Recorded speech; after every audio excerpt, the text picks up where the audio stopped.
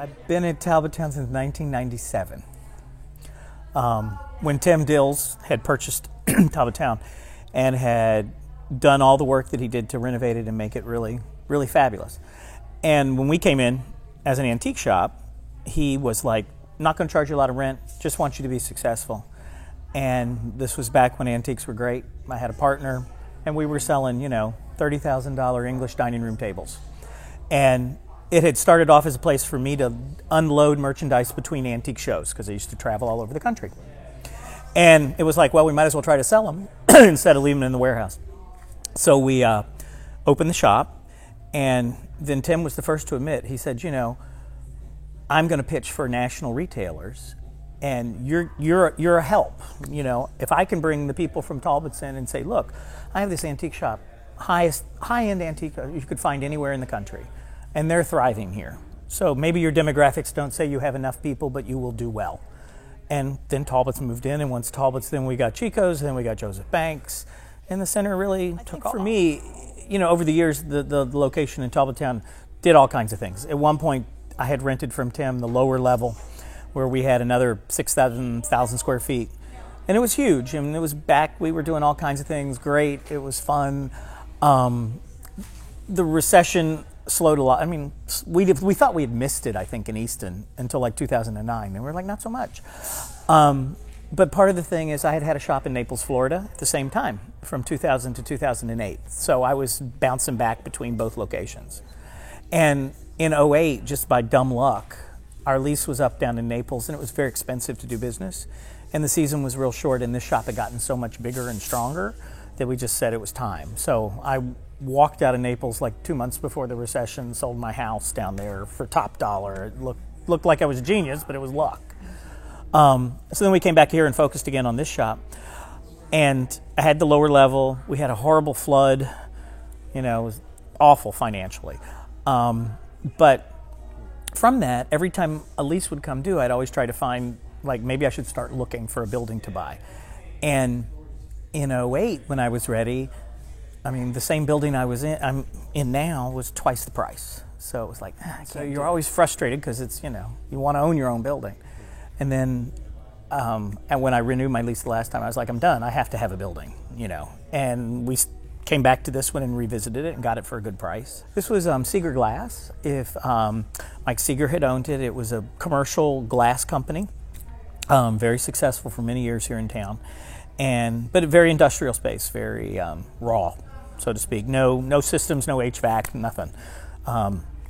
So we kind of bought the raw shell, and we'd spent the last almost 8 months renovating it. We purchased it about a year ago. I know that's what everybody says. Somebody said, did you tear down that building and build a new building? And it's like, no, we just painted it. I thought my job is to try to convince the people who are my customers where I've moved to. And, if there's some new people along the way, that's great. But it just floors me that there's this whole cache of people I've never seen who get what we do. And some of the people be like, oh, I've heard about your store, but I didn't know where it was. I knew you were in Easton. Oh, we always drive by, but we don't go into town. And, it's crazy. We've had at least 2 or 3 people say, oh, we were at the stoplight. I saw that. It looked like my kind of place. I went on social media. I found you, and I made my husband turn around and come in. One of the panels I was on at High Point, we were talking about how to make retail successful because everybody's so petrified that online sales are just going to kill everybody. And as I keep saying, remember, 85% of everything is still bought in a shop. So I'm glad they're out there online. That's great. But at the end of the day, there's still a lot of retail that happens. And I think you have to make it a little more experiential. So you want it to be an experience. And part of that is if you can come in here and it smells like baked goods, you can sit down and have a sandwich to go, maybe a glass of wine, and then shop, or come in and shop and think about things and then go sit down and have a cup of coffee and talk about it and figure out what you want. Or, you come in for a design meeting. It just adds a whole nother component.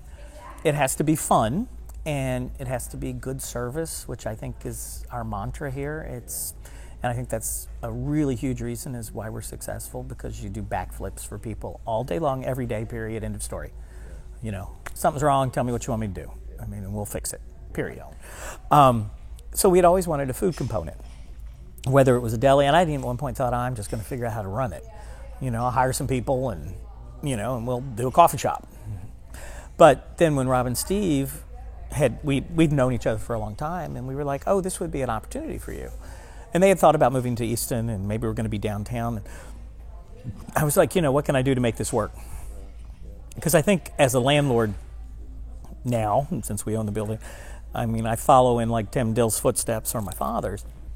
Better to rent a space for not a lot of money and have it filled up and have people coming to your building and let them thrive and succeed rather than trying to charge too much rent and they don't succeed and they fail, because that doesn't make anybody win in the long haul.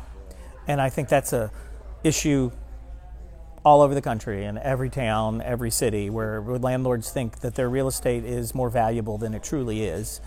And you can't expect people in a town like Easton to come in and want to do retail and be successful when the rent from the get-go predicates failure. And I think that happens too much.